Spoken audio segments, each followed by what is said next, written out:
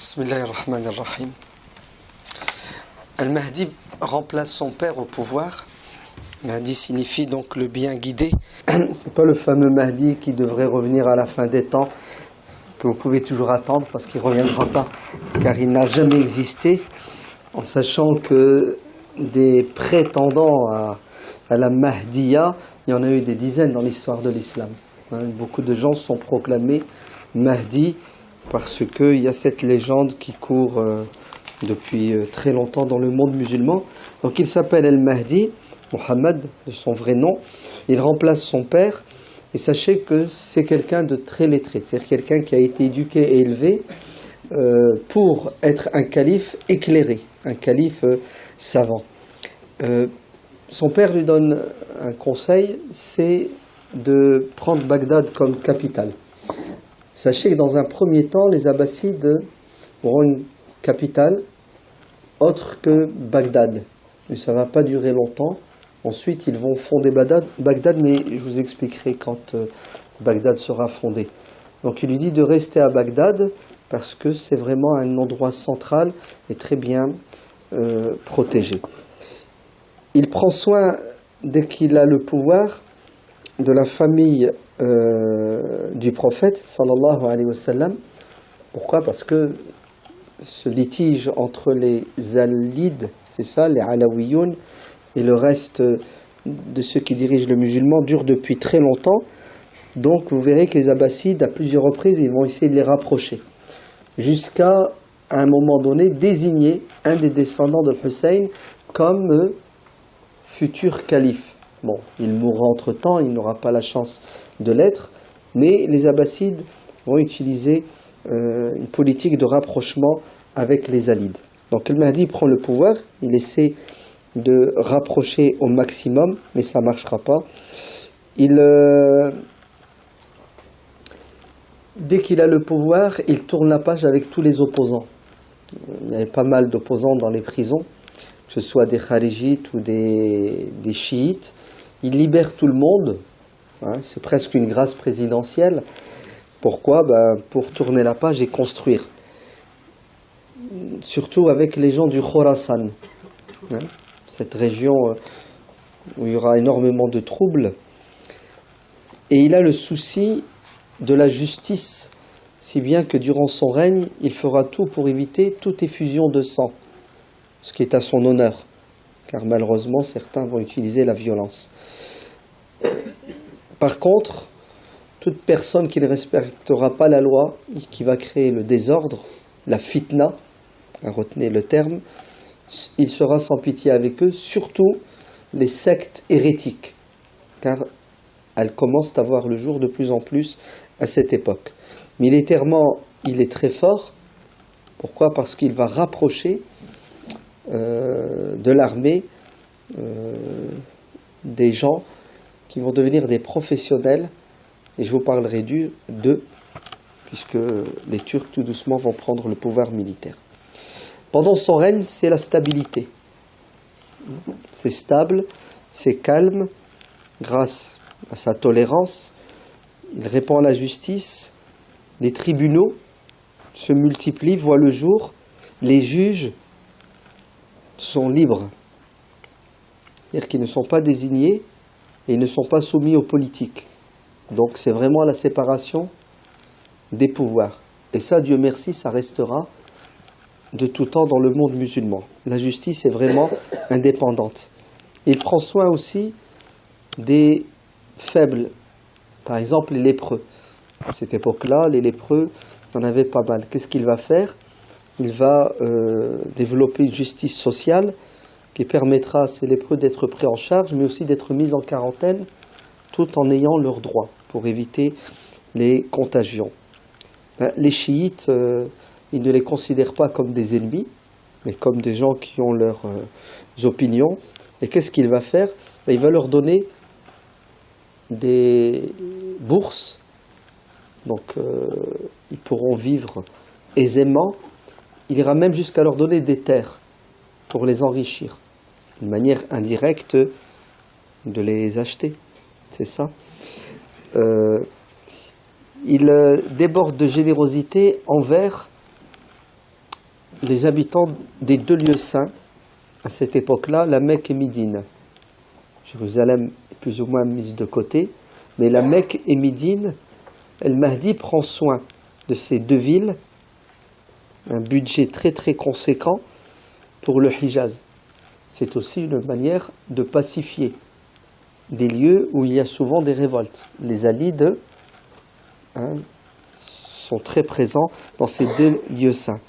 D'ailleurs, il crée une garde personnelle composée de gens de Médine, des Ansar, les descendants des Ansar. Ce qui veut dire, j'ai à mes côtés les descendants des compagnons du prophète, les arrière-petits-enfants, donc toujours le souci d'être conforme et d'être proche de la religion. Mais il a surtout développé une police pour récolter les informations dans tout le monde musulman. Car c'était quelqu'un qui était prévoyant, il vaut mieux prévenir les révoltes que de les étouffer dans le sang. Malgré tout cela, les chiites seront rapprochés, mais les kharijites, impossible. Les khawarij sont vraiment des opposants incorruptibles qu'on ne peut pas acheter. Et les kharijites seront toujours dans l'opposition, dans différentes régions du monde musulman, en particulier le Khorasan. À l'époque de Mahdi, qu'est-ce qui va se passer? La société musulmane, de manière générale, va s'enrichir grâce à la bonne gestion financière de son père, Abu Ja'far al-Mansour, qui laisse les caisses de l'État remplies. C'est des millions et des dizaines et des centaines de millions de dinars. Le dinar était plus important que le dirham. Le dinar, c'est les pièces d'or. Le dirham, les pièces d'argent. Donc c'est des dizaines de millions de dinars que El-Mahdi va utiliser. Pourquoi? Pour répandre dans la communauté et surtout dans la capitale, Bagdad, l'opulence et l'aisance. C'est pour ça qu'on commence à avoir à l'époque de Mahdi une frange de la société qui est très riche, et automatiquement la richesse appelle quoi? Appelle des compétences dans tous les domaines. Et Bagdad va attirer des savants, des artistes, des artisans. Bagdad commence à devenir le centre intellectuel, le centre artistique du monde musulman. Grâce à quoi? Grâce à la puissance financière. Il va mourir jeune, à l'âge de 43 ans, et il va léguer à son frère, El-Hadi, un empire plus ou moins stable et puissant, prometteur. Mais El-Hadi ne va pas diriger longtemps, à peine un an. Il décède, et durant son temps, et c'est malheureux, les chiites vont prendre les armes. Donc vous voyez que toutes les politiques de rapprochement et de soudoiement ne fonctionnent pas avec les chiites et les kharijites. D'ailleurs, une des plus grandes révoltes, c'est celle de Médine. Les chiites à Médine vont se révolter, ils seront écrasés par la force. Il essaie de transmettre le pouvoir à son fils, donc au lieu de le laisser au frère, à son fils qui a à peine 8 ans. Oui. Mais ça ne marchera pas. Pourquoi? Parce que le testament de son père avait prévu qu'après El-Hadi, c'était son frère qui devait prendre. Et ça, c'est un gros problème. Le père laisse un testament, il désigne son fils aîné, et après la mort du fils, le frère, et après la mort du frère, le frère. Mais en vérité, chaque calife veut quoi? Veut déroger à la règle et transmettre le pouvoir à ses enfants. Et de là vont naître des guerres entre frères. C'est pas ce qui se passe aujourd'hui en Arabie, non? En Arabie, la transmission du pouvoir, c'est de frère à frère. Mais après, on fait quoi? Une fois qu'il n'y a plus de frères. D'ailleurs, je crois que celui-ci, c'est le dernier, non? Salman. Et après, ils vont faire quoi? Il y a une ribambelle de gosses, hein. C'est par dizaines. Donc, Allah alam, ce qui va se passer en Arabie, peut-être qu'il va y avoir une fitna, un conflit entre tous ces dizaines de princes qui vont tous peut-être prétendre au pouvoir. Non, ils vont prétendre au pouvoir. Et c'est ce qui va arriver lorsque le Hadi décède, après un an de pouvoir. Harun Rashid, le grand Harun Rashid, prend le pouvoir. Donc en l'an 170 de l'Hégire. Et il va régner pendant 23 ans. Il devient calife à l'âge de 20 ans, à la mort de son frère. Donc le petit gosse de 8 ans n'accédera pas au pouvoir. À l'époque de Harun Rashid, il va y avoir une famille à qui Harun Rashid va déléguer les pleins pouvoirs.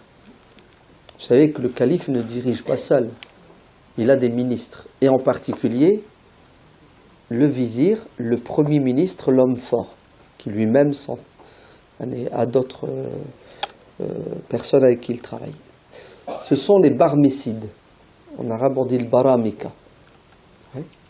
Donc c'est une famille, d'ailleurs, d'origine perse, qui vont devenir les hauts fonctionnaires. Alors bien entendu, les barmécides avec le temps vont prendre tellement de pouvoir qu'ils vont être jalousés et ils vont faire de l'ombre à qui? Au calife. Le calife pensait bien faire en déléguant, mais la décision va être terrible puisque Haroun va les décimer. Donc, ils sont d'origine perse, ils ont les pleins pouvoirs, et ils ont une très bonne gestion de l'empire. Bien entendu, ils mettent toujours en avant les leurs. Donc, lutte de clans.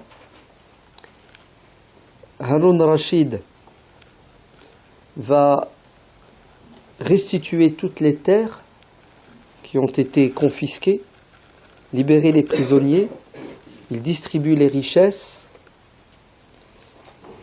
et il va se rapprocher des chiites en les libérant, en leur donnant de la valeur. Il leur autorise même de s'installer à Médine, et il leur donne, comme son prédécesseur, des bourses, des salaires. La sagesse ne marchera pas, puisque les chiites auront toujours comme objectif de prendre le pouvoir politique. Ainsi, Idriss ibn Abdillah, qui est un descendant, Alid, va entrer en opposition avec Harun Rashid et il va fuir. Il va aller s'installer dans une partie du monde musulman qui s'appelle... Très bien. Aujourd'hui, ça s'appelle le Maroc. À l'époque, ça ne s'appelait pas le Maroc. On appelait ça le Maghreb, c'est ça? Donc là où le soleil se couche. Oui, c'est ça. C'est Idriss Ier. C'est le fondateur de la dynastie idrisside. El-Adarissa. Il s'appelle Idriss ibn Abdillah.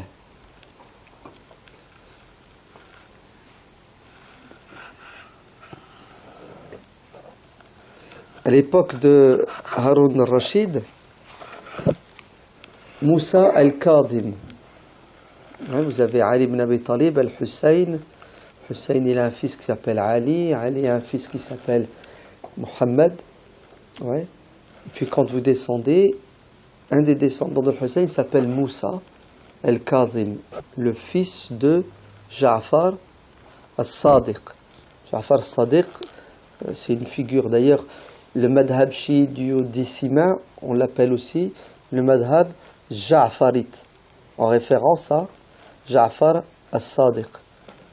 Hada Moussa al-Kazim, donc c'est lui le pape des chiites, ouais, va être arrêté et emprisonné. Et il va mourir en prison. Alors, il est clair que ça ne plaît pas aux chiites, puisque leur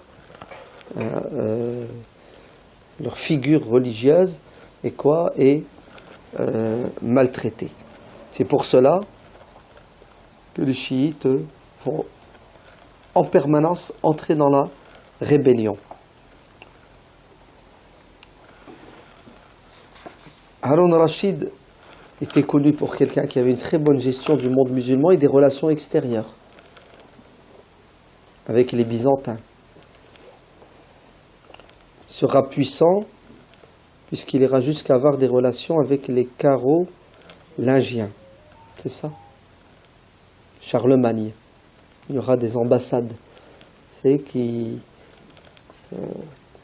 vont circuler entre la France et Bagdad. Une parenthèse, les contes des 1000 et une nuits sont des mythes, c'est pas réel. Harun al-Rachid est dépeint dedans comme étant vous avez déjà vu ou lu, c'est un dévergondé, Harun al-Rachid, c'est faux. Harun al-Rachid était connu pour sa science, il était connu pour sa religiosité et pour sa bonne gestion de l'empire abbasside. Mais si vous lisez les contes des 1000 et une nuits, d'ailleurs on ne connaît même pas l'auteur, c'est apocryphe, mais vous verrez comment, c'est incroyable comment on met en évidence et en exergue ce qui est raconté dans ces contes, plus c'est des contes.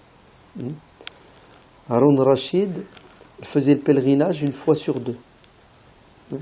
Et l'année où il n'allait pas au pèlerinage, il allait en campagne militaire contre l'ennemi frontalier, les Byzantins.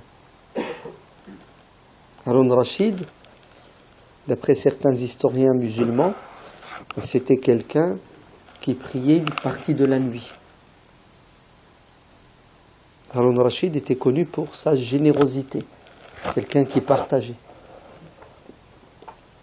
Mais il est dépeint, comme je vous le dis, dans la littérature aujourd'hui, écrite par des gens qui n'ont pas de scrupules, comme étant un pervers narcissique. L'alcool, les femmes, et c'est faux. C'est pas le Harun al-Rachid des livres d'histoire, de Bidaya wa Nihaya d'Ibn Kathir, ou le Kamil de Ibn al-Athir.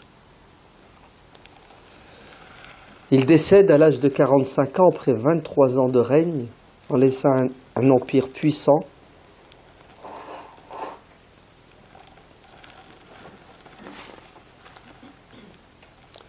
Et c'est son fils Al-Amin qui est désigné, testament, par le père.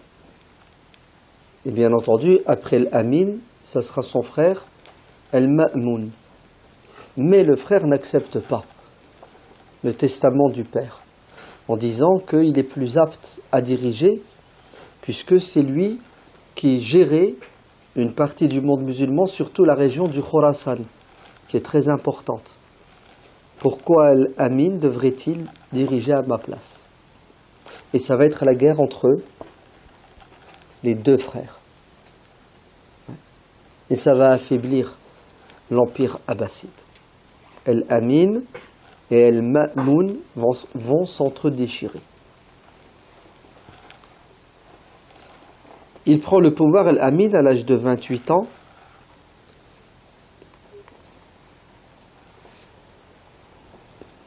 Et il va désigner tout de suite son fils pour lui succéder. Alors, vous imaginez dans quel état Al-Ma'moun est. Donc ça va se terminer avec une bataille où Al-Ma'moun sera arrêté, où Al-Amin va être arrêté et il sera tué. Par qui? Par son frère. Donc Al-Amin a à peine régné 5 ans. Il est remplacé par son frère. Alors vous imaginez la fitna dans le monde musulman et surtout à Bagdad.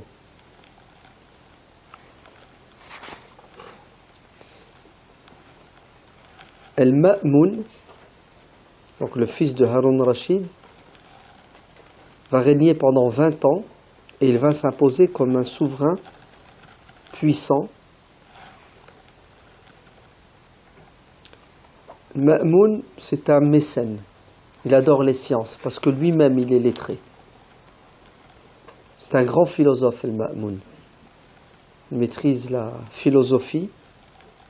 D'ailleurs, il a été formé par les Barmécides, le Baramika. Vous savez, cette famille qui régnait, que Harun Rashid a éliminé. Il a toutes les qualités d'un grand calife et il va faire des réformes dans tous les domaines. Il commence son pouvoir par la grâce. Allez, on tourne la page avec les kharijites, les chiites et toutes les composantes de la société qui refuse de se soumettre. Il gagne les cœurs des gens, il est bien respecté, ceux des savants aussi. Et Baytul Hikma, vous avez déjà entendu parler de cette université? La maison de la science, de la sagesse. D'accord? Donc il attire les savants du monde musulman et même du monde chrétien. Et il a un amour pour les livres sans limite. D'ailleurs, à chaque fois qu'il faisait une conquête, ce qui l'intéressait dans le butin, c'était les livres. Il allait même jusqu'à signer des trêves avec un ennemi à condition que les livres lui soient remis. Tous les livres de l'ennemi. Et il enverra des émissaires dans le monde chrétien, surtout à Byzance, pour rapatrier, quel que soit le prix. Même le poids d'or d'un livre, il était prêt à le verser. Pourquoi? Pour avoir. C'est pour ça que Bagdad va s'enrichir. Et il va attirer des traducteurs. Les traducteurs, et beaucoup sont chrétiens, pour traduire les livres de Byzance, des Perses, et l'héritage perse, l'héritage scientifique chrétien, va être récupéré par Al-Ma'moun, et tout va être traduit en arabe. Et c'est de là que naît cette effervescence intellectuelle dans le monde musulman. C'est pour ça que Al-Ma'moun est un personnage central qui va booster les sciences.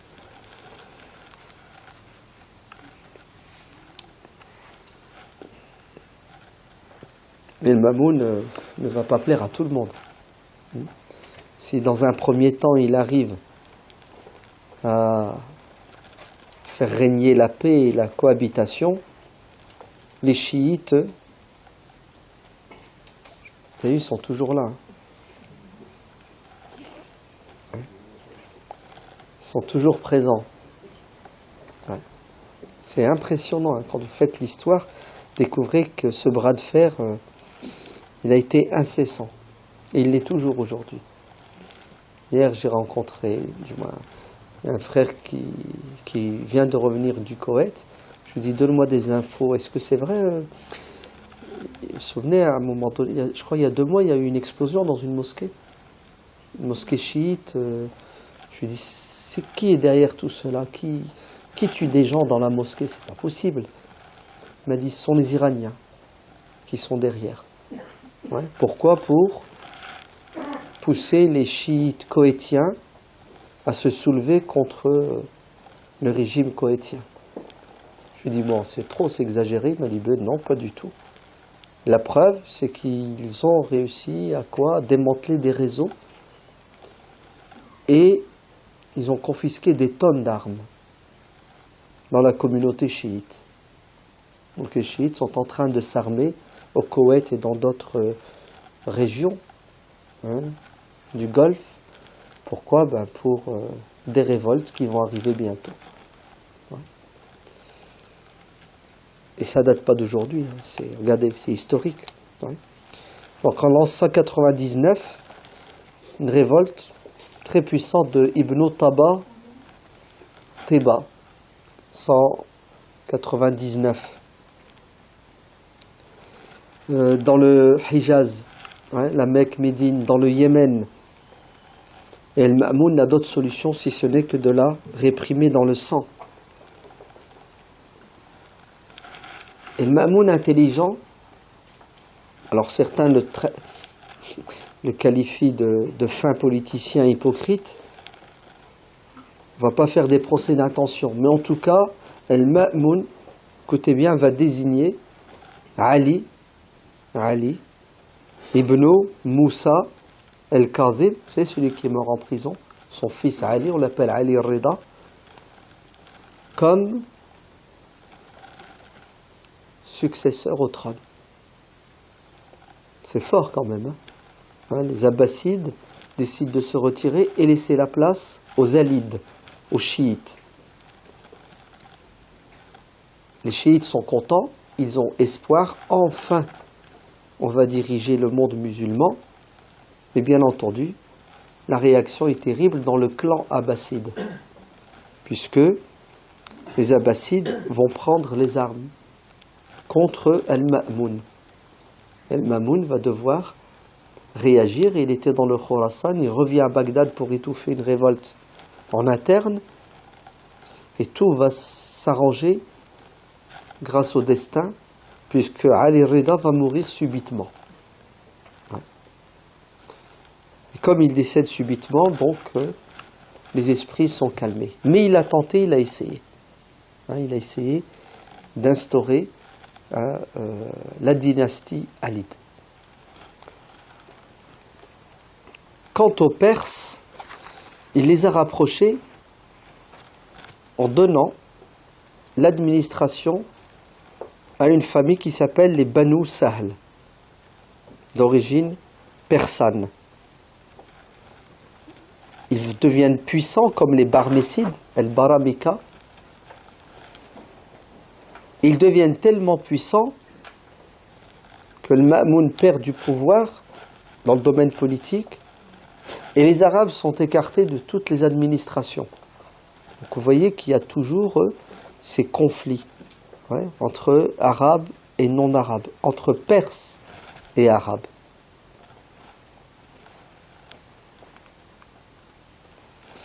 Et d'ailleurs, un certain Babek el-Khorami, qui est un Perse,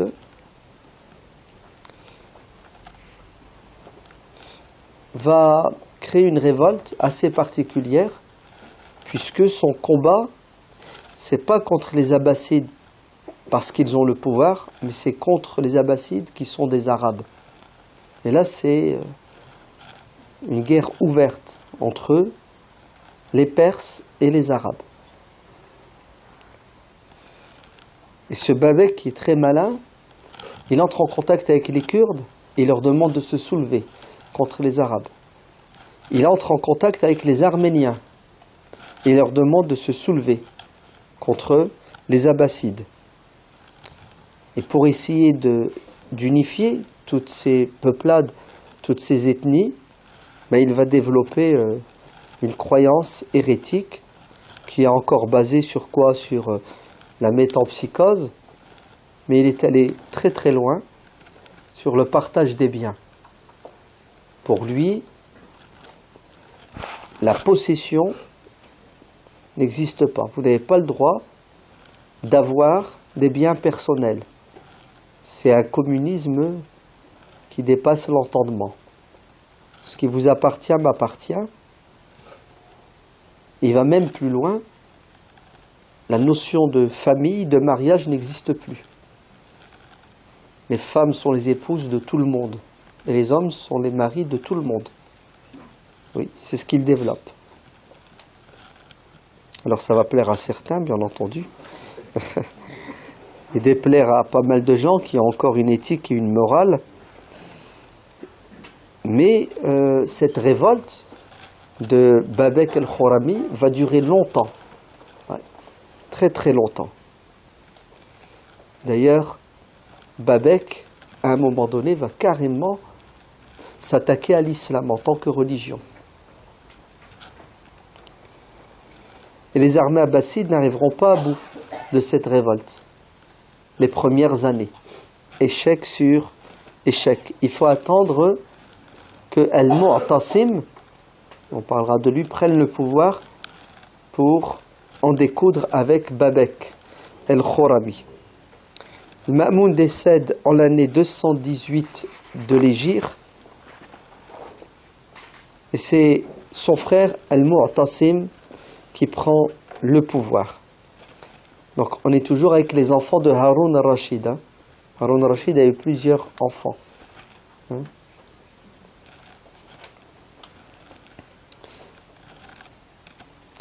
Al-Mu'tasim, Haroun al-Rashid a eu plusieurs épouses. À l'époque c'était monnaie courante. Sa mère est d'origine turque. Al-Ma'moun, sa mère, était d'origine perse. Vous comprenez pourquoi les Banu Sahl ont été rapprochés. Mu'tasim prend le pouvoir en l'an 218 de l'Hégire. Il est connu pour sa force physique, sa puissance. C'est un militaire en fait. Et il n'est pas très versé dans les sciences. Même certains historiens musulmans disent qu'il savait à peine lire et écrire. D'accord ? Donc c'est un militaire, c'est quelqu'un qui va gérer l'empire musulman à travers quoi ? À travers l'armée. D'ailleurs, c'est Al-Mu'tasim qui va rapprocher dans l'armée la composante turque. Et à partir d'Al-Mu'tasim, l'armée abbasside devient une armée turque. Donc il est fort physiquement, et il règle les problèmes via le militaire, mais il est très vigilant. Il prévient avant de guérir. Il étouffe les révoltes avant même que la révolte ne voit le jour. Donc les Turcs prennent de plus en plus de place, non pas uniquement dans l'armée, mais même dans les structures de l'État. Si bien que Bagdad, la capitale, connaît de gros problèmes. Vous savez que l'armée, ils sont musulmans, mais pas très catholiques, si je puis dire. D'accord ? Ils ne sont pas très fervents. Alors il y a beaucoup d'exactions, beaucoup d'incivilité de la part des soldats qui se permettent tout, sont tout puissants, et en plus, Mu'tasim leur a donné les pleins pouvoirs. Et ça devient infernal, et tout le monde se plaint. Si bien que le peuple commence à quoi ? Commence à en avoir marre, et ce sont des manifestations, des plaintes. Et le Mu'tasim va, à cause de cette situation insoutenable, fonder une nouvelle ville au nord de Bagdad, à quelques dizaines de kilomètres, qui s'appelle Surra man ra'a. Sera réjoui celui qui la verra, et ça donne Samara. C'est bien. Samarra. Samara. Donc cette ville a été créée pour résoudre un problème d'incivilité, d'injustice, et l'administration va être déplacée. El Mu'tasim va s'installer là-bas, avec qui ? Avec son armée. Et c'est lui qui va réussir à étouffer la révolte de Babek al-Khurami, qui sera arrêté, qui sera exécuté. Et je ne vous parle pas des chiites, comment il les maintenait, comment il arrivait à les dominer. Mu'tasim, on parle souvent de lui dans la littérature musulmane, on le cite comme étant un prince fort et puissant, et aussi qui n'a pas accepté, qui n'a pas supporté les injustices, que ce soit de l'intérieur ou de l'extérieur. y avait des rapports conflictuels avec Byzance, hein, l'Empire byzantin. D'accord ? Ça a commencé à l'époque du prophète, pendant les Omeyyades et pendant les Abbassides, jusqu'à la chute et la prise de Constantinople. Ouais. Donc, pendant 8 siècles, Byzance, l'Empire byzantin chrétien, et l'Empire musulman, c'est quoi ? C'est des conflits permanents. Les frontières ne cessaient de se déplacer. Hein. Parfois, les Byzantins se rapprochaient et entraient en Irak et en Syrie, au nord, et parfois, ils étaient repoussés. Et une fois, ils ont fait une incursion dans le nord de la Syrie. Bien entendu, dans ce genre de conflit, il y a toujours des morts, mais beaucoup de prisonniers. Et les prisonniers servent de monnaie d'échange. D'accord ? Et vous vous souvenez, le Mamoun échangeait des prisonniers contre des livres. Ouais. Et une fois, les Byzantins vont pénétrer, ils vont faire des prisonniers et beaucoup de femmes. Ouais. Et un appel au secours de ces femmes va arriver aux oreilles de Al-Mu'tasim. Il est dit qu'il était dans son trône, on lui ramène un rapport dans lequel il est dit que des femmes ont été faites prisonnières et elles t'ont appelé au secours. Et en arabe, quand tu vas appeler quelqu'un au secours, oui, wa mu'tasima, c'est ça. Wa mu'tasima, c'est-à-dire au secours, ô toi, notre responsable qui est censé nous protéger. Et le mu'tasim, donc il a été touché par cet appel au secours et il a décidé de quoi ? Il a décidé d'agir sur le champ et il va partir en expédition jusqu'à ce qu'il libère ces femmes-là en leur disant ben voilà, vous m'avez appelé, je suis là. Et ça sera la fameuse, le siège et la prise de la ville de Amouria. Amouria, c'est dans le sud de la Turquie, à la frontière de la Syrie. Et il est dit dans l'histoire que le Mu'tasim était accompagné non pas uniquement de sa garde, mais aussi de ses conseillers. Et tous les devins lui ont dit de ne pas faire le siège de Amouria et de ne pas l'attaquer. Et d'ailleurs, tu n'arriveras jamais à la prendre, cette ville de Amouria. Et le Mu'tasim leur répondra en disant que dites ce que vous voulez, vous n'êtes que des devins. Ouais. Mais la volonté de Dieu, elle est au-dessus de vos prédictions. Et je vais prendre Amouria. Et il a tenu son engagement, il a réussi. Et c'est entré dans l'histoire pour dire que celui qui veut, peut. Et aujourd'hui, ces femmes qui appellent au secours, elles Mu'tasim sont nombreuses dans le monde musulman. En Syrie d'ailleurs. Ouais. En Syrie, elles crient, elles appellent au secours, mais il n'y a plus de Mu'tasim. Non ? Est-ce qu'il y a des Mu'tasim qui entendent ces femmes ? Il n'y en a qu'un. Si. Il y a un Mu'tasim qui a entendu le cri des veuves syriennes, de ces mères qui pleurent leurs enfants. Il s'appelle... comment il s'appelle le Mu'tasim ? Oui, Rajab Tayyip Erdogan. Ouais. Vous entendez ?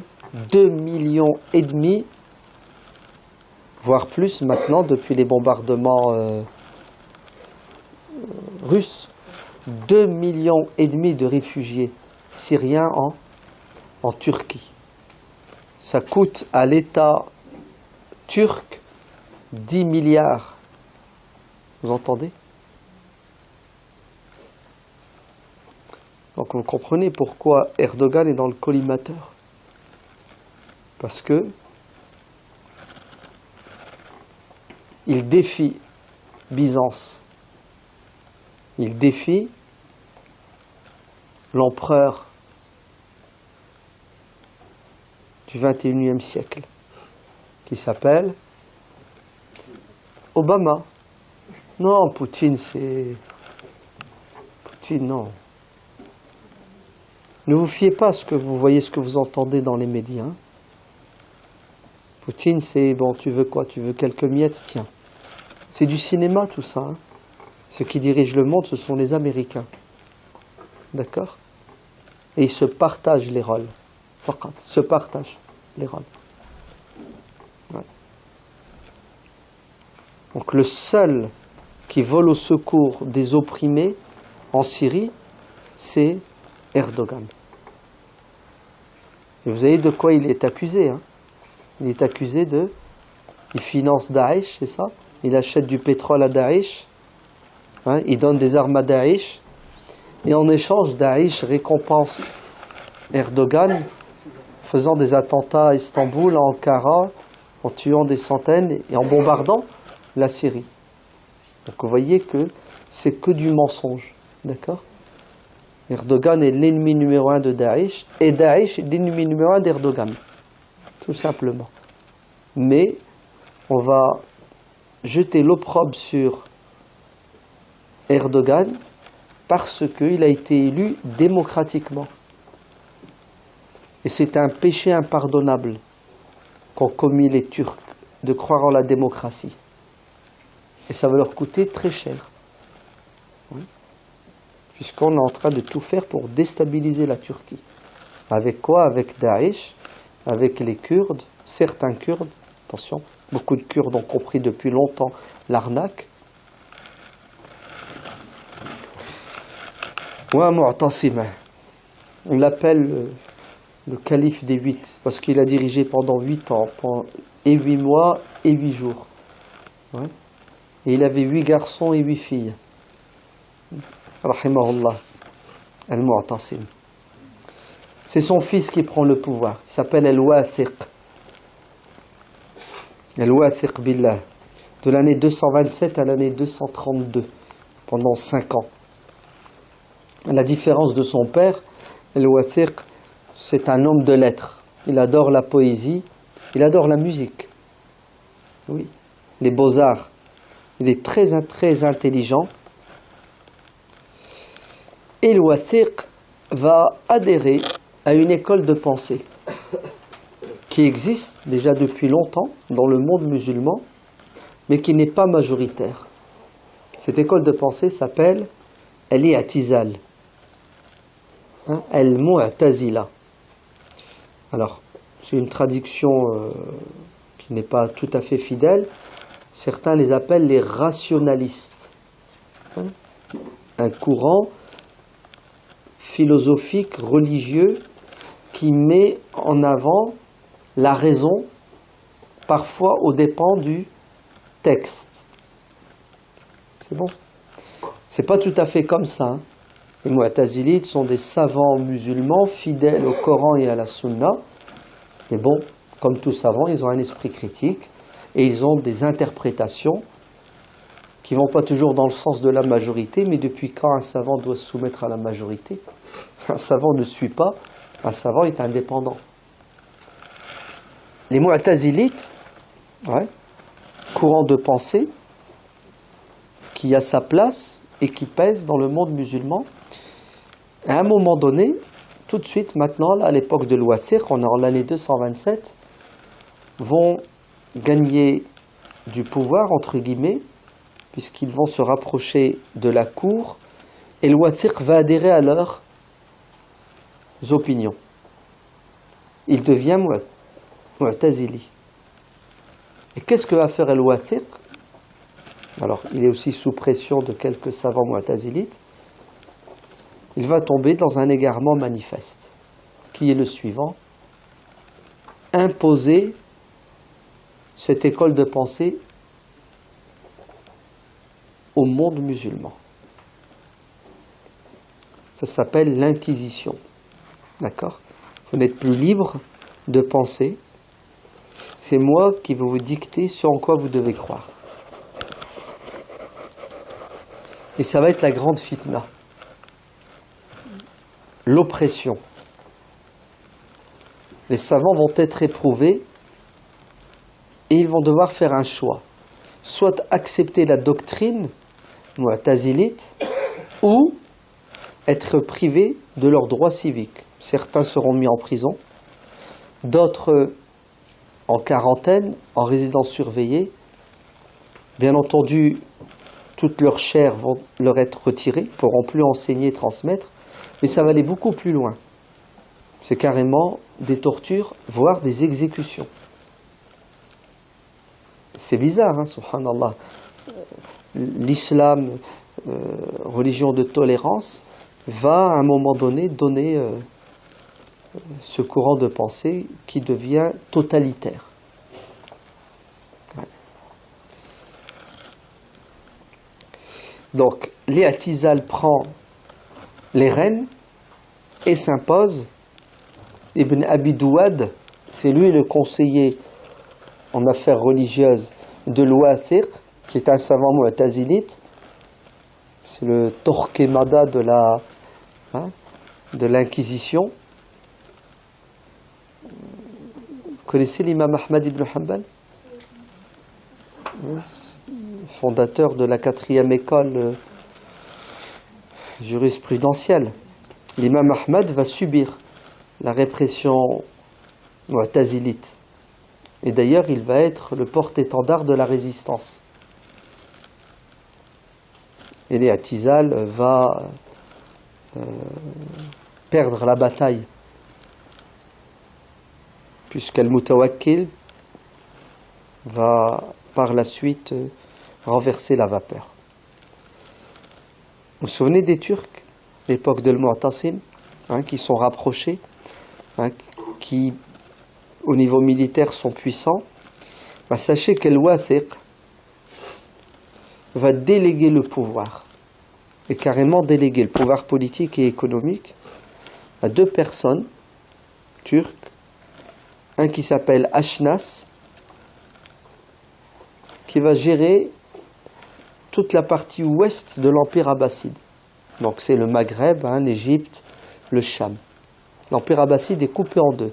Ashnas, tu gères, tu as les pleins pouvoirs, il désigne les gouverneurs, il les destitue, fait ce qu'il veut avec les impôts, et Itar, l'autre il prend la partie est, l'Asie. Et l'Ouathiq, qu'est-ce qu'il fait? Il fait de la poésie, de la musique, il philosophe. Ouais. C'est carrément une délégation. Donc il est évident, l'Ouathiq c'est le 9e calife, il dirige de l'année 227 à 232.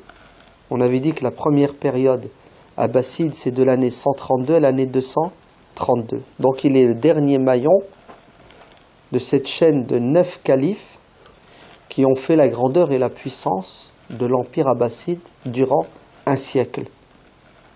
Et c'est l'Ouathiq qui va être quoi? Un des premiers, le premier qui va créer cette faiblesse de l'Empire abbasside. Pourquoi? Parce que le calife ne joue plus son rôle. D'ailleurs, il va aller même très loin, les fonctionnaires compétents, les hauts fonctionnaires, ceux qui ont fait l'ENA, ceux qui dirigent et qui gèrent, vont subir des exactions de la part de l'Ouathiq et puis des militaires. On va leur retirer leurs biens. Les fonctionnaires, ils sont bien payés.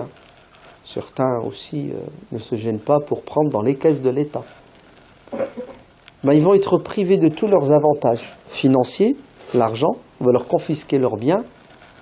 Et à votre avis, qu'est-ce que ça donne comme résultat? Les compétences fuient. Elles sont remplacées par des gens qui n'ont pas l'expérience, qui n'ont pas le savoir et les compétences. Donc ça affaiblit toutes les structures de l'État.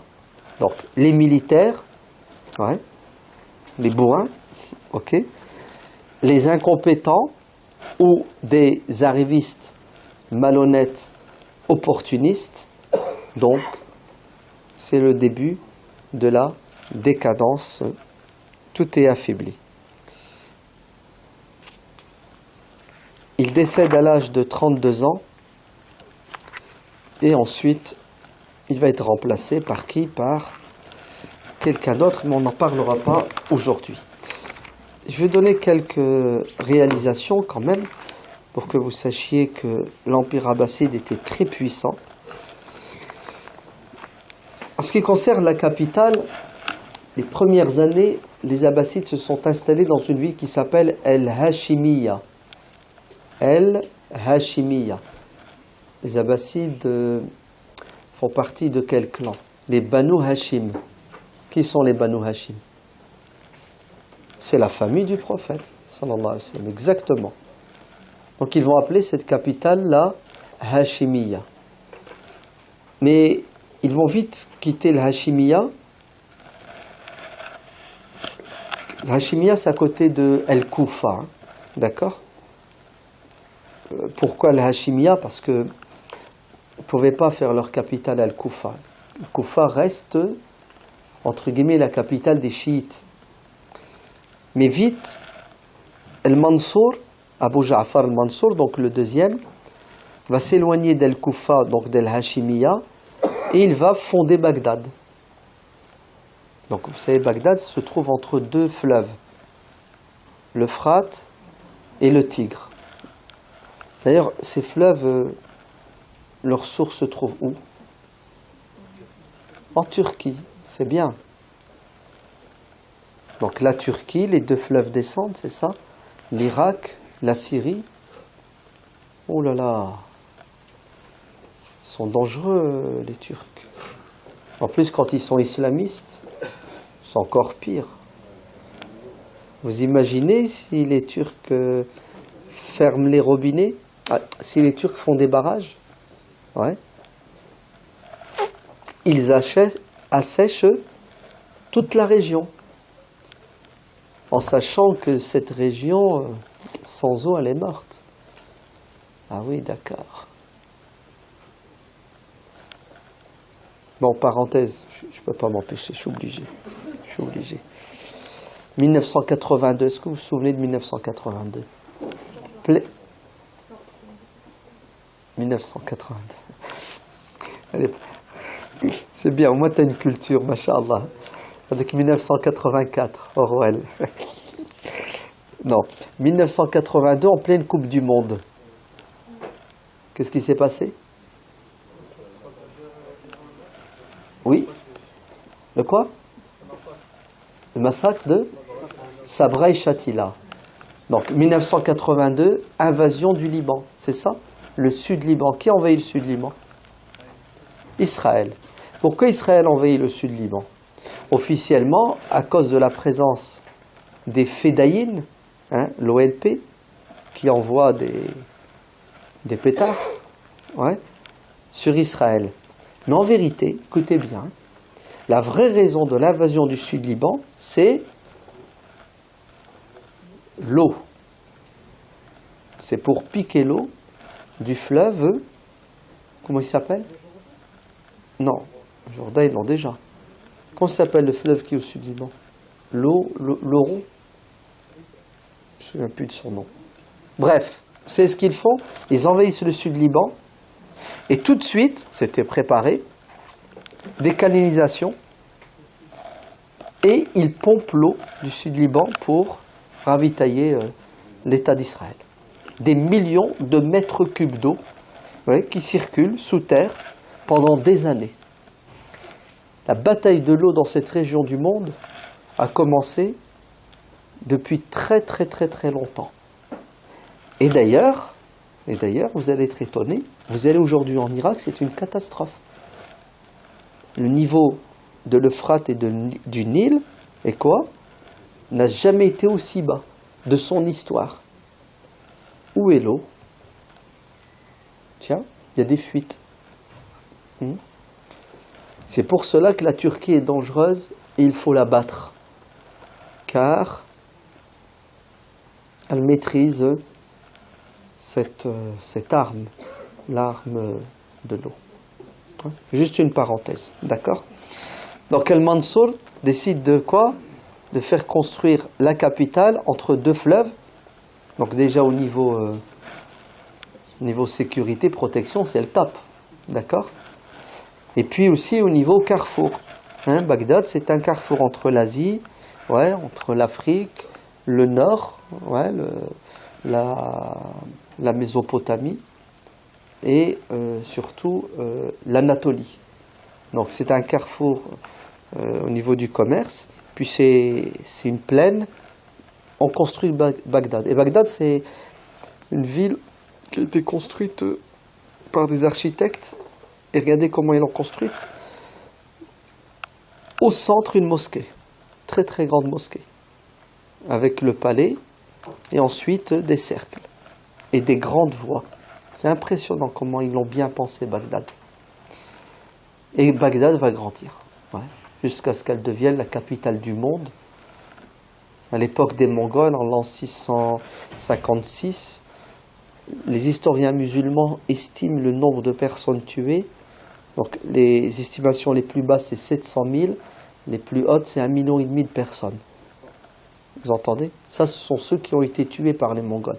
Sinon, Bagdad, on parle de 3 millions de personnes. Et c'est comme si aujourd'hui, je vous disais 30 millions de personnes, hein, pour l'époque.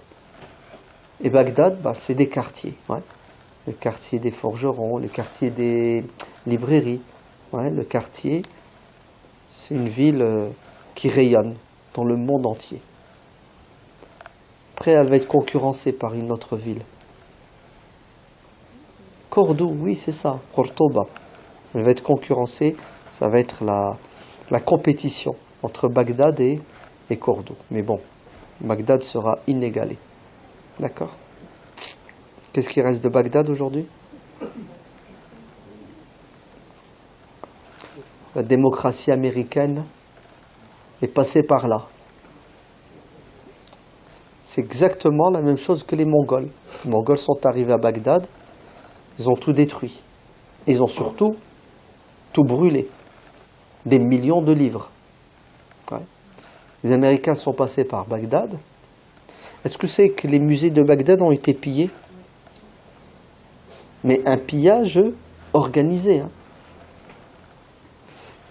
Et toutes ces bijoux, hein, des différentes civilisations ont été et continuent à être vendus aujourd'hui, partout, en Europe et dans le monde. Hold up sur Bagdad. Et c'est des millions et des millions et des millions de dollars. C'est impressionnant comment les Mongols du XXIe siècle ont détruit le patrimoine historique des civilisations les plus anciennes. Car où est née l'écriture? En Mésopotamie. Eh oui. Bagdad Mskina. Bagdad, Haroun Rachid, c'est bon Haroun Rachid, hein, faisait une khutba un jour et il observe des nuages dans le ciel. Et au lieu que les nuages lâchent la baraka qu'ils ont, l'eau, les nuages sont poussés par le vent. Et vous savez ce qu'il dit en parlant aux nuages? Vous pouvez continuer votre marche ou vous arrêter, c'est-à-dire qu'il pleuve ici ou qu'il pleuve ailleurs. En tout cas, moi en tant que calife, je vais tirer profit de cette eau qui va tomber du nuage. Pourquoi? Parce que son empire était tellement vaste qu'à un moment donné, ouais, le nuage va lâcher sa baraka et je vais en tirer profit à travers les impôts que je vais lever auprès des agriculteurs. Fais ce que tu veux au nuage, il parle au nuage, hein. Tu m'appartiens. Allez, ta baraka m'appartient. Pour montrer la puissance de Haroun Rachid et de l'empire abbasside qui s'étend sur 3 continents. Les Abbassides, à la différence des Omeyyades, ils n'ont pas étendu le monde musulman. Et oui, l'extension de l'empire musulman s'est faite au maximum à l'époque des Omeyyades. Il faut attendre les Ottomans pour qu'à nouveau le monde musulman s'étende. D'ailleurs, à l'époque des Abbassides, le monde musulman s'est quand même rétréci un peu, puisque l'Andalousie, c'est ça. Donc les Abbassides n'avaient pas une politique d'extension, d'expansion. Ce sont les Omeyyades qui l'avaient. Très bien.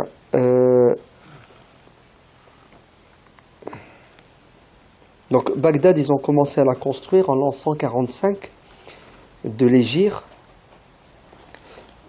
Et d'ailleurs, Bagdad ne s'appelait pas Bagdad au début. Bagdad, de son vrai nom, c'est bien Dar as-Salam, la maison de la paix. C'est ça le vrai nom de Bagdad, Dar as-Salam. Après, Bagdad prendra le dessus, son premier nom. Ils ont dépensé, la première Bagdad, 18 millions de dirhams. Je vais vous convertir ça à 18 milliards d'euros pour faire Bagdad.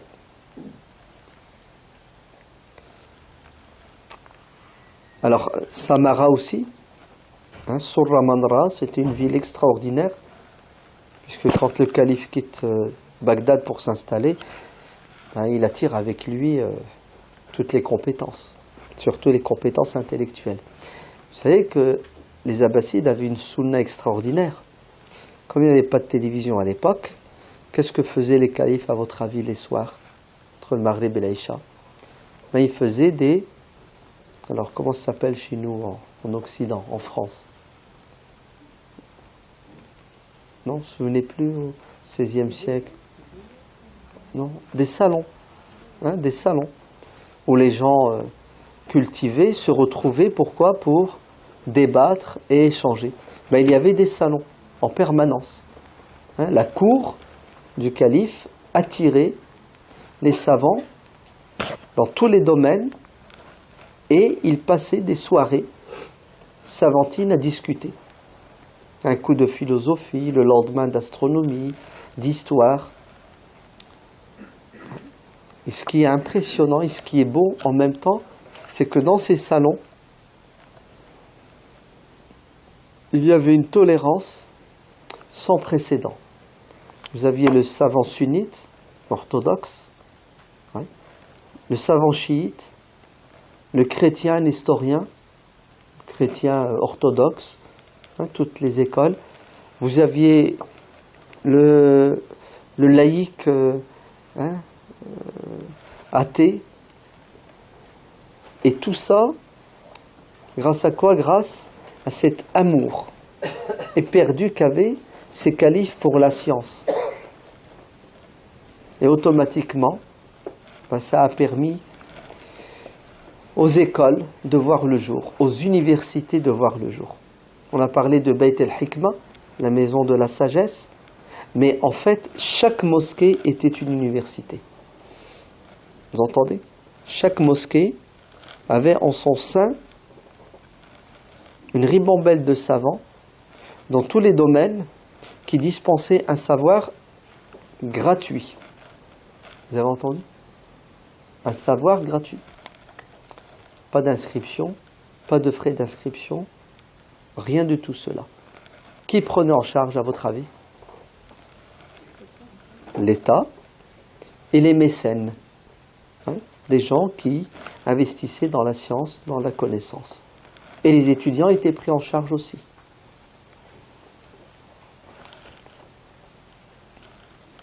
Si vous allez à la Samara de l'époque, ce qui faisait aussi sa beauté, c'était le fameux minaret.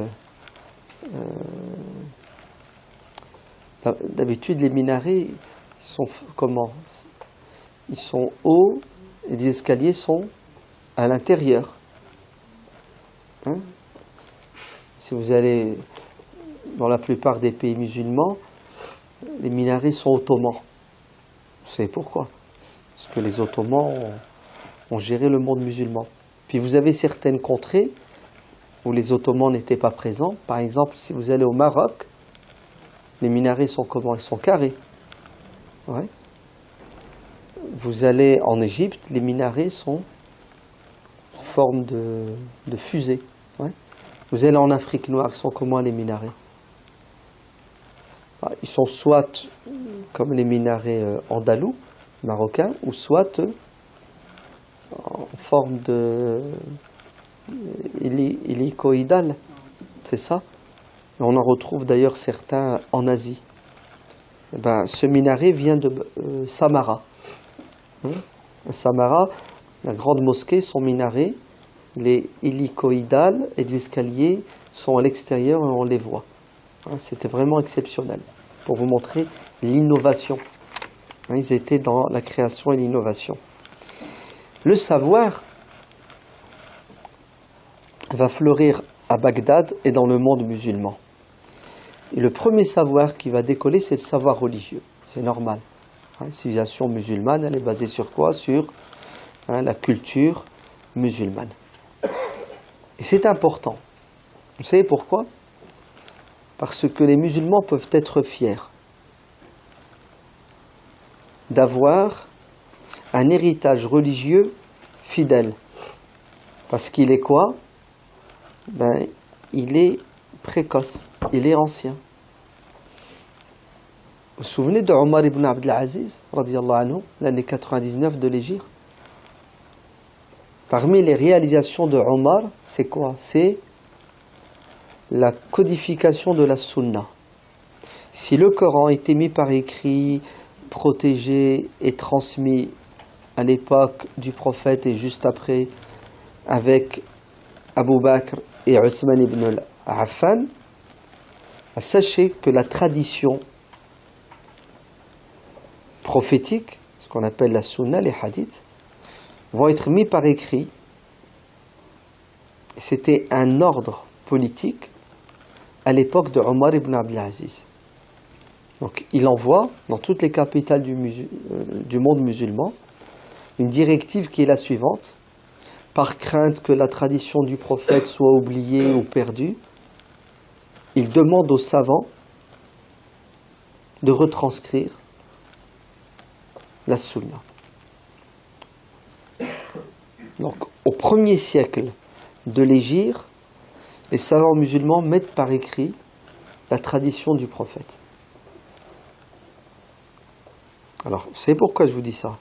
Parce que les orientalistes disent que la sunna est apocryphe. La sunna, c'est quoi? C'est des dires qui ont été transmis par voie orale, et d'ailleurs on ne sait pas d'où ils viennent. Ça a été inventé, ça a été créé.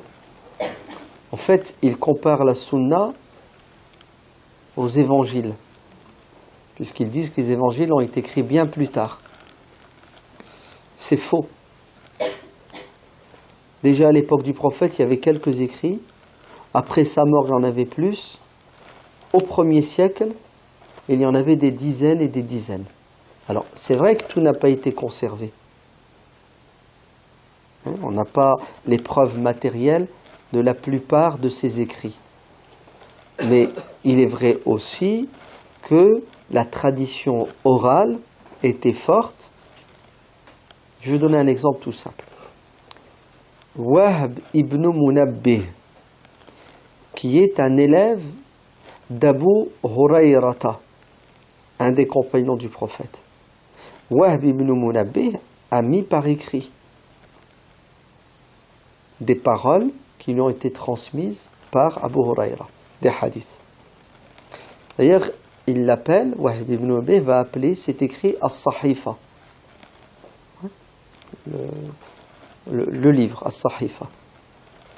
Ce livre de Wahb ibn Munabbih a disparu. Il faut attendre, écoutez bien, début du XXe siècle, pour que ce manuscrit revoie le jour. Il a été découvert par le grand professeur Muhammad Hamidullah, rahimahullah, en Asie. Et d'ailleurs, il va l'éditer, il l'a noté, il est en vente, ce bouquin, je ne sais pas si vous arriverez à le retrouver. Il s'appelle Sahifat Wahb ibn Munabbih, l'épître de Wahb ibn Munabbih. Qu'est-ce que fait le professeur Hamidullah? Il compare les hadiths, donc écrits à l'époque d'Abu Huraira, par Wahb ibn Munabbih, son élève.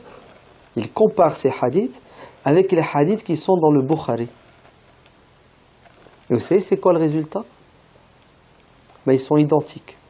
Je crois qu'il y a 54 hadiths dans la Sahifa de... Si ma mémoire est bonne, hein, je l'ai lu il y a 30 ans. Il y a 54 hadiths, et ces hadiths, nous les retrouvons tous dans le Bukhari. Bukhari qui est bien postérieur. C'est le 3e siècle, le début du 3e siècle, le Sahih de l'imam Bukhari. C'est-à-dire, entre Abu Huraira et l'imam Bukhari, il y a 4 personnes, 3 ou 5, ça dépend.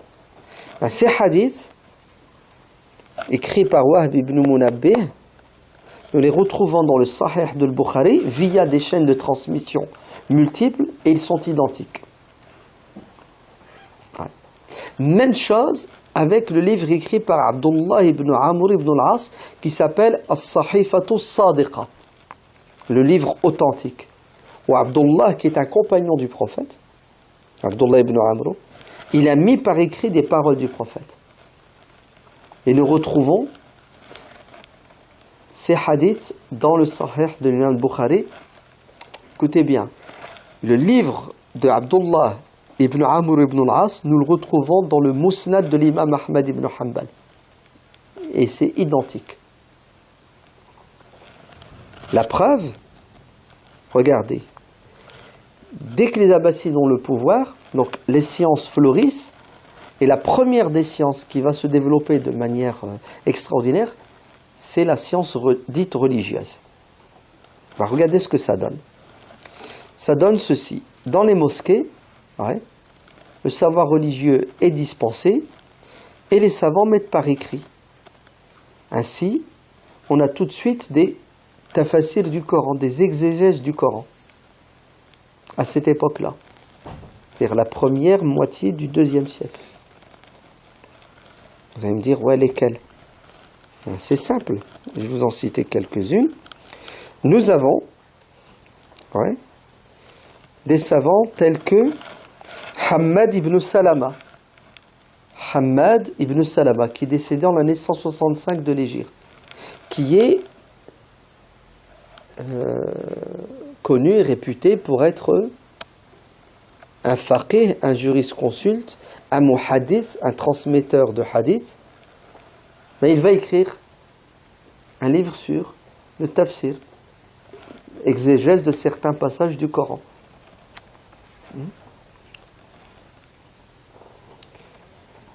Hammad ibn Salama va aussi transmettre les hadiths.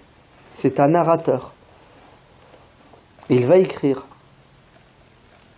Sufyan ibn Uyayna, c'est un narrateur qui va transmettre les hadiths. Et il met par écrit.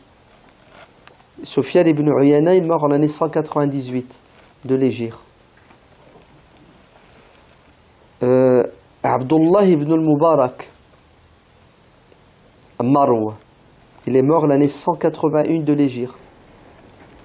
Il écrit, il met par écrit les hadiths du prophète.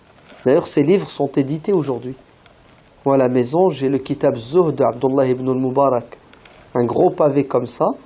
Vous avez des centaines et des milliers de paroles du prophète et des compagnons. On pourrait continuer comme ça, la liste est longue. Hein. Alors pourquoi je vous dis ça? Parce qu'il y a une vague en ce moment, Internet, hein, entre guillemets de pseudo-savants musulmans,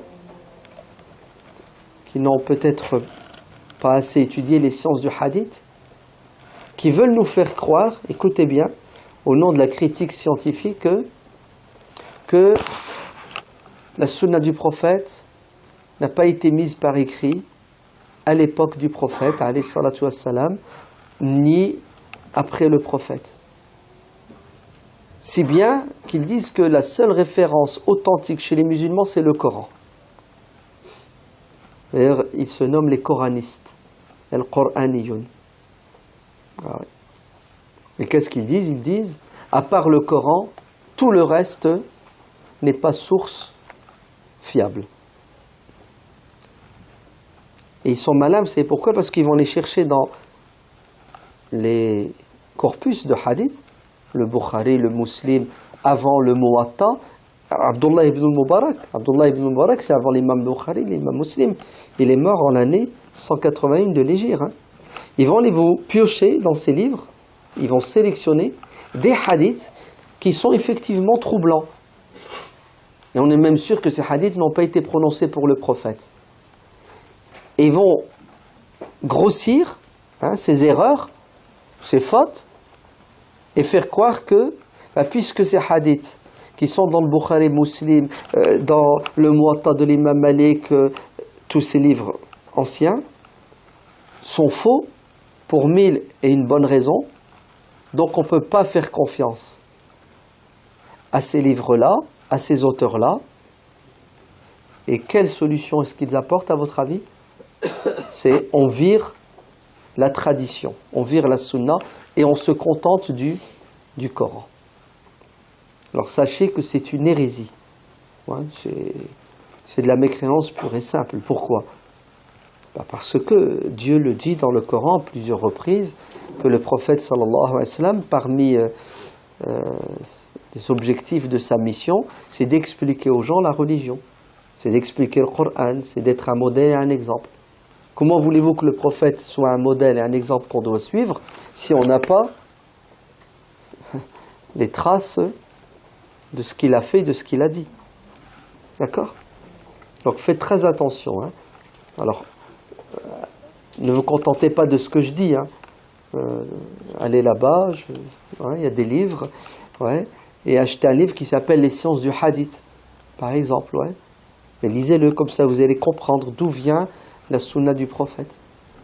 Elle vient de l'époque omeyyade, mais surtout de l'époque abbasside, dès les premiers temps, puisque les mosquées, c'était des universités où on transmettait le tafsir du Coran, on transmettait le hadith, et on faisait du droit musulman, de fiqh.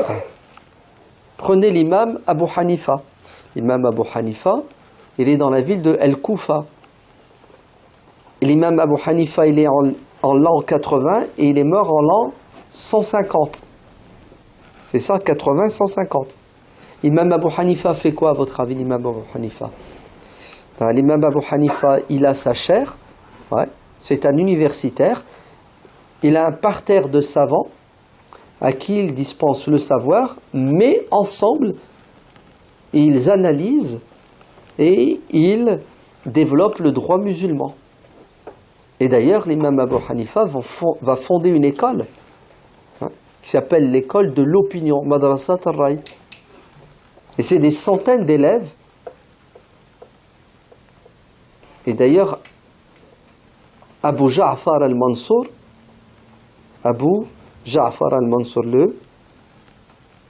le deuxième. Le premier, c'est Abu al-Abbas al-Safah.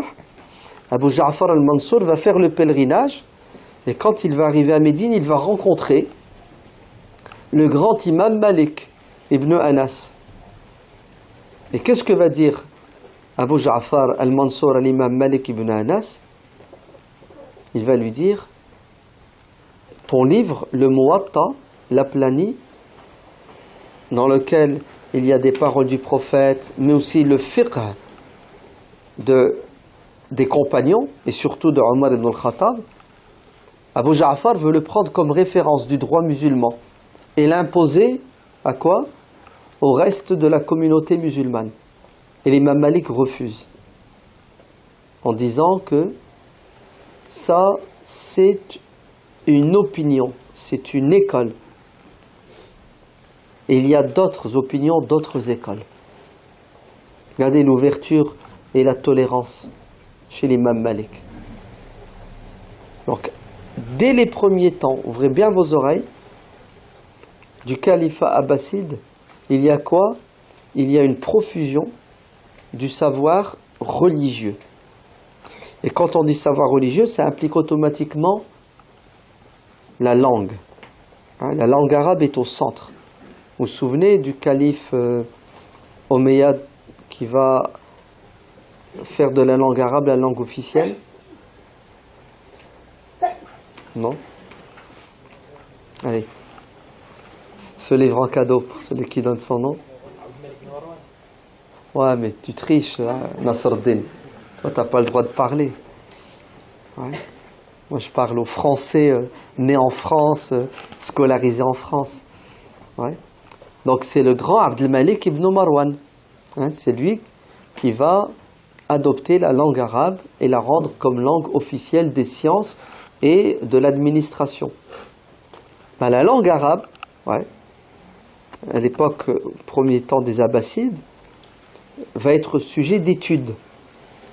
Et on va écrire les livres et on va développer, hein, des écoles vont voir le jour. Regardez, l'école de Bagdad, ouais, l'école d'El-Koufa et l'école de Basra. Et il va y avoir des courants.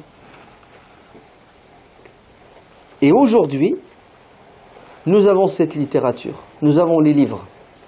Écrits par qui? Par Ibn al-Jinni.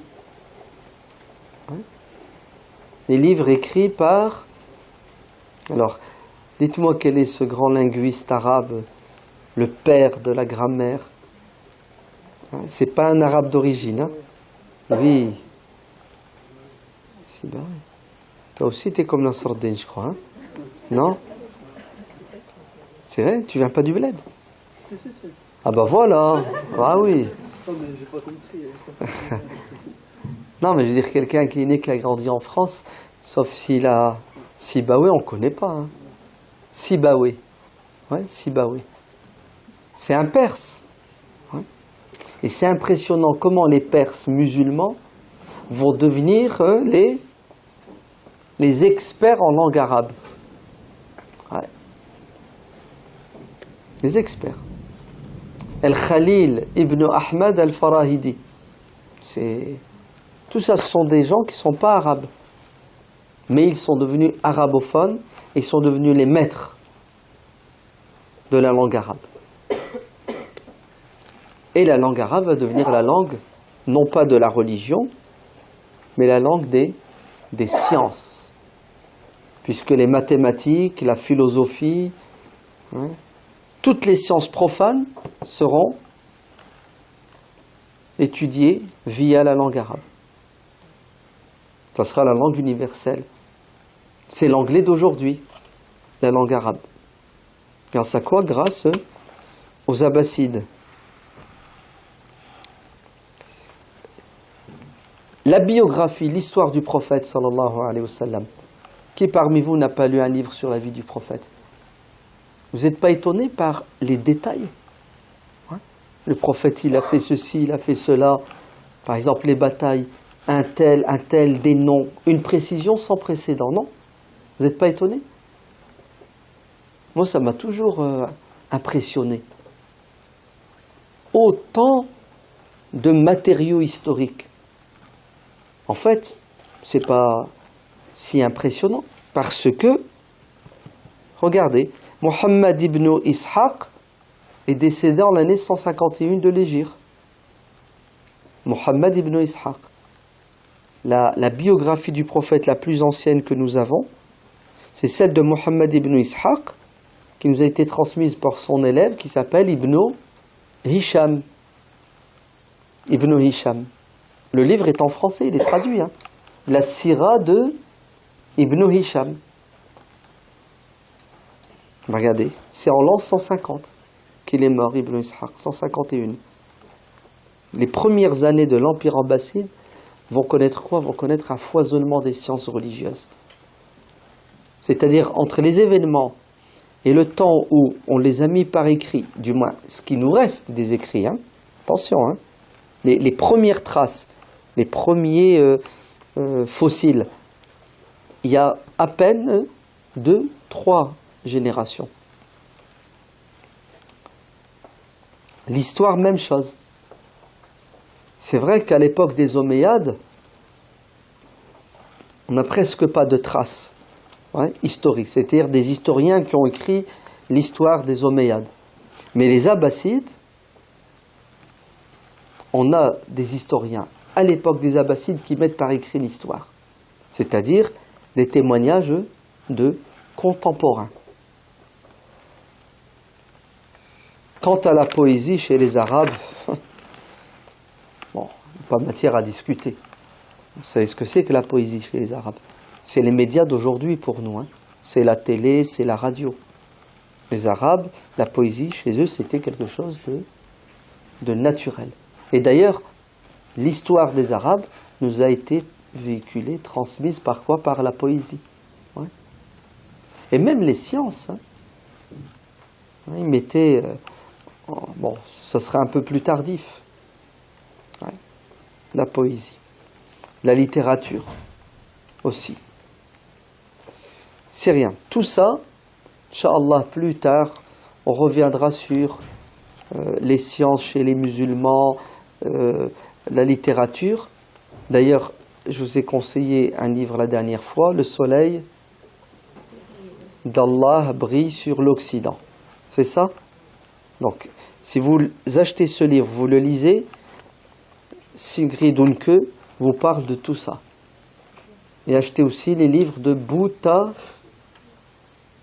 oui, Nasruddin Boutamina. C'est ça, hein, la civilisation musulmane.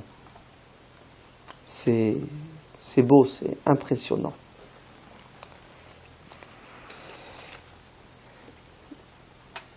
L'année 232, c'est l'apogée de la civilisation abbasside. Et après, on passe à quoi? On passe à une deuxième période, c'est la période de la domination chiite. Les Bouyides, el-Bouayhiyoun. Alors, le calife abbasside est toujours là, mais il n'a plus le pouvoir. Ceux qui dirigent, ce sont les Bouayhiyoun. Qu'est-ce qui va se passer et qu'est-ce que ça va donner? Je vous le dirai, Inch'Allah, la prochaine fois. Parce que le temps qui nous est imparti est révolu. Il est quelle heure? 17h20? 18h20? Ah oui, d'accord. Ça va vite, hein? Masha'Allah. Que Dieu vous bénisse. En tout cas, vous êtes les meilleurs en ce jour sacré, férié, hein, au lieu de rester chez vous, vous déplacer. Pourquoi? Pour étudier, apprendre. Ça prouve que vous êtes assoiffés de connaissances. Et tant que vous serez assoiffés de connaissances, ouais, vous êtes sur le chemin du paradis. D'accord? Donc n'abandonnez pas le savoir. Allah ibarak fikum. On se reverra, Inch'Allah, dans un mois normalement, et on continuera. Que Dieu vous bénisse.